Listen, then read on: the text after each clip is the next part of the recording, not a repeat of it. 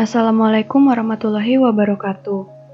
Di video kali ini kami akan membahas tentang anxiety disorder. Kelompok ini beranggotakan Sylvia Indohawa, Rizkita Audira Fernanda, dan Nurgita Fitriasari. Di dalam video ini kami akan membahas tentang definisi anxiety disorder, penyebabnya, kriteria dan ciri, dampak, tingkatan, serta penanganan dari anxiety disorder. Yang pertama ada definisi anxiety disorder. Stephen Schwartz mengemukakan kecemasan berasal dari kata Latin anxious, yang berarti penyempitan atau pencekikan. Kecemasan mirip dengan rasa takut, tapi dengan fokus kurang spesifik, sedangkan ketakutan biasanya respon terhadap beberapa ancaman langsung. Sedangkan kecemasan ditandai oleh kekhawatiran tentang bahaya tidak terduga yang terletak di masa depan. Kecemasan merupakan keadaan emosional negatif yang ditandai dengan adanya firasat dan somatik ketegangan seperti hati berdetak kencang, berkeringat, dan kesulitan bernafas. Samsu Yusuf mengemukakan anxiety merupakan ketidakberdayaan neurotik, rasa tidak nyaman, tidak matang, dan kekurangmampuan dalam menghadapi tuntutan realitas atau lingkungan, kesulitan dan tekanan kehidupan sehari-hari. Jeffrey S. Nevitt, menurutnya, kecemasan adalah suatu keadaan emosional yang mempunyai ciri keterangsangan fisiologis, perasaan tegang dan tidak menyenangkan, serta perasaan aprehensif bahwa sesuatu yang buruk akan terjadi. Jadi, dapat disimpulkan bahwa gangguan panik mencakup munculnya serangan panik yang berulang dan tidak terduga. Serangan-serangan panik melibatkan reaksi kecemasan yang intens disertai dengan simptom-simptom fisik seperti jantung yang berdebar kencang, nafas cepat, nafas tersengal atau kesulitan bernafas, banyak mengeluarkan keringat dan terdapat rasa lemas dan pusing. Kemudian yang kedua ada penyebab anxiety disorder. Ini terdapat dua faktor, yaitu faktor biologis dan faktor psikologis.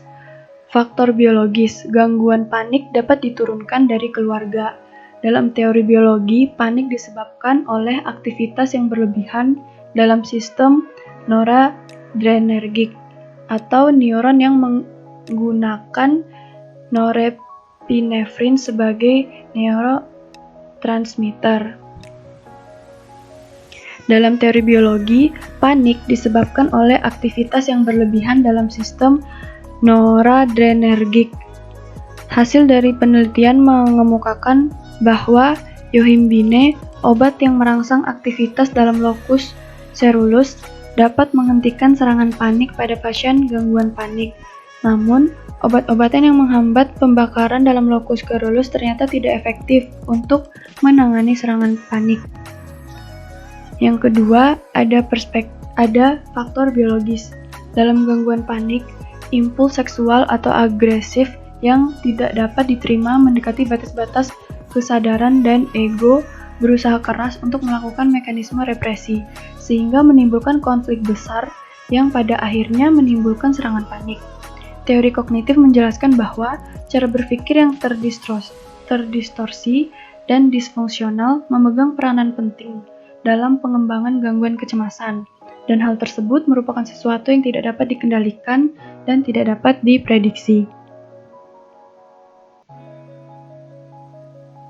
Kemungkinan lain bahwa gangguan panik terjadi pada orang yang memiliki kecemasan tinggi. Kesalahan dalam menginterpretasi yang bersifat merusak stimuli dapat mempengaruhi gangguan kepanikan. Serangan panik terjadi apabila merasakan sensasi fisik dan menginterpretasinya sebagai tanda-tanda datangnya kematian. Hal tersebut dapat memicu kecemasan yang lebih besar lagi. Yang ketiga, ada kriteria dan ciri dari anxiety disorder. Yang pertama, yaitu kriteria yang pertama, mengalami serangan panik secara berulang dan tidak terduga, setidaknya 2 kali. Yang kedua, sedikitnya satu dari serangan tersebut diikuti oleh setidaknya 1 bulan rasa takut yang persisten dengan adanya serangan berikutnya. atau merasa cemas akan implikasi atau konsekuensi dari serangan. Misalnya takut, kehilangan akal atau serangan jantung, atau juga perubahan tingkah laku yang signifikan.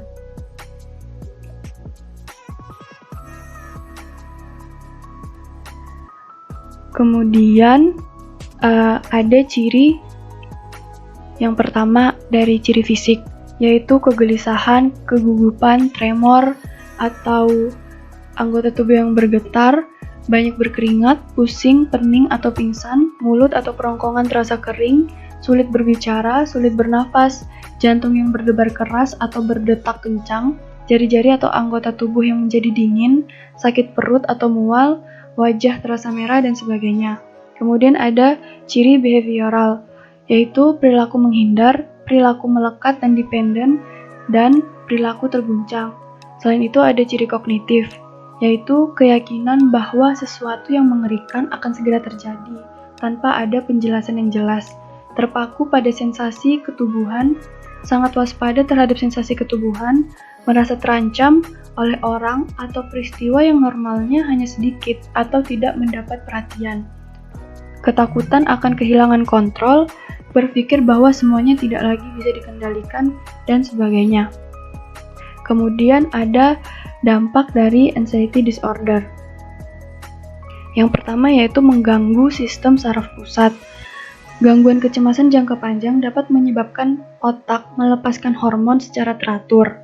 Saat merasa cemas dan stres, otak membanjiri sistem saraf dengan hormon dan bahan kimia yang dirancang untuk membantu merespon ancaman.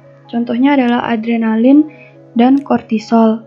Kondisi ini meningkatkan frekuensi munculnya gejala seperti sakit kepala, pusing, dan depresi.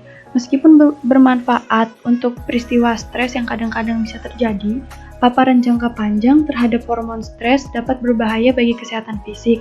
Misalnya, paparan jangka panjang terhadap kortisol dapat berperan pada peningkatan berat badan. Yang kedua, menyebabkan masalah pencernaan. Kecemasan juga bisa mempengaruhi sistem ekskresi dan pencernaan. Saat merasa cemas, bisa saja mengalami sakit perut, mual, diare, dan masalah pencernaan lainnya. Nafsu makan juga menurun bisa terjadi. Tidak heran bila gangguan kecemasan diduga memiliki kaitan dengan berkembangnya sindrom iritasi usus besar atau IBS setelah infeksi usus. IBS ditandai dengan gejala-gejala berupa muntah, diare, dan sembelit. Yang ketiga ada meningkatkan resiko penyakit kardiovaskular. Gangguan kecemasan dapat menyebabkan detak jantung meningkat, jantung berdebar, dan nyeri dada. Seseorang yang mengidap gangguan tersebut mungkin juga beresiko tinggi mengalami tekanan darah tinggi dan penyakit jantung. Jika sudah mengidap penyakit jantung, gangguan kecemasan dapat meningkatkan resiko penyakit jantung koroner. Kemudian yang keempat ada menyebabkan masalah pernafasan. Kecemasan juga dapat membuat pernafasan menjadi cepat dan dangkal. Bila seseorang mengidap penyakit paru obstruktif kronik, bisa beresiko tinggi dirawat di rumah sakit akibat komplikasi terkait kecemasan. Selain itu, kecemasan juga bisa memperburuk gejala asma. Yang kelima ada melemahkan sistem imun tubuh. Kecemasan dapat memicu respons stres dan melepaskan banyak bahan kimia. Hal ini meningkatkan denyut nadi dan pernafasan sehingga otak bisa mendapatkan lebih banyak oksigen. Selain itu, sistem kekebalan tubuh mungkin juga bisa mendapatkan dorongan singkat. Jadi, sesekali stres bermanfaat bagi tubuh dan tubuh akan kembali berfungsi normal begitu stres hilang. Namun, bila sering merasa cemas dan stres, tubuh tidak pernah mendapat sinyal untuk kembali berfungsi normal. Hal ini dapat melemahkan sistem kekebalan tubuh, sehingga tubuh jadi mudah jatuh sakit dan rentan terinfeksi virus. Selain itu, vaksin mungkin juga tidak bisa bekerja dengan baik bila merasa cemas. Kemudian ada tingkatan anxiety disorder. Yang pertama ada anxiety ringan, menyebabkan individu menjadi waspada dan meningkatkan lapangan persepsinya. Yang kedua ada anxiety sedang, individu berfokus pada hal yang penting dan mengesampingkan yang lain, juga mempersempit lapangan persepsi. Dengan demikian, individu mengalami tidak perhatian yang selektif, namun dapat berfokus pada lebih banyak area jika diarahkan untuk melakukannya. Yang ketiga ada anxiety berat. Individu cenderung berfokus pada sesuatu yang rinci dan spesifik, serta tidak berpikir tentang hal lainnya. Semua perilaku ditujukan untuk mengurangi ketegangan. Individu tersebut memerlukan banyak arahan untuk berfokus pada area lain.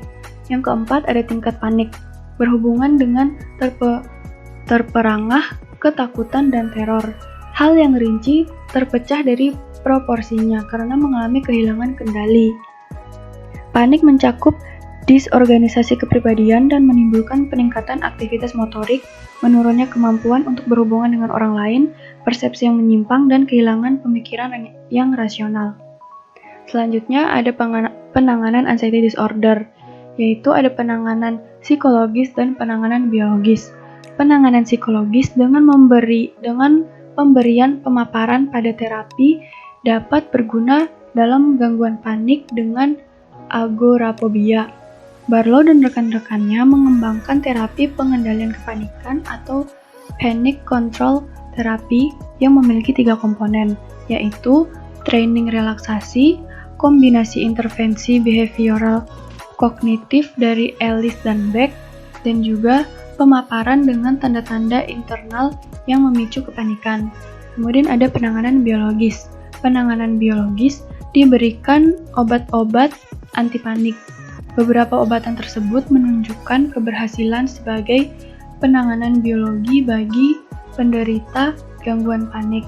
Obat-obatan tersebut mencakup antidepresan seperti selective serotonin reuptake, serotonin dan norepinephrine reuptake inhibitors, tricyclic monoamine oxidase inhibitors, dan lain sebagainya. Pada sisi negatif, pemberian obat-obatan diberhentikan karena adanya efek samping seperti rasa gugup, berat badan bertambah, serta denyut jantung dan tekanan darah yang meningkat. Obat-obatan harus terus dilakukan dalam waktu yang tidak terbatas karena simptom-simptom selalu muncul apabila diberhentikan.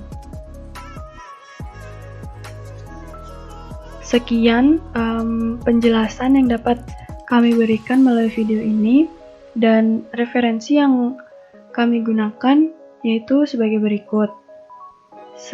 Lebih dan kurangnya kami mohon maaf. Terima kasih. Wassalamualaikum warahmatullahi wabarakatuh.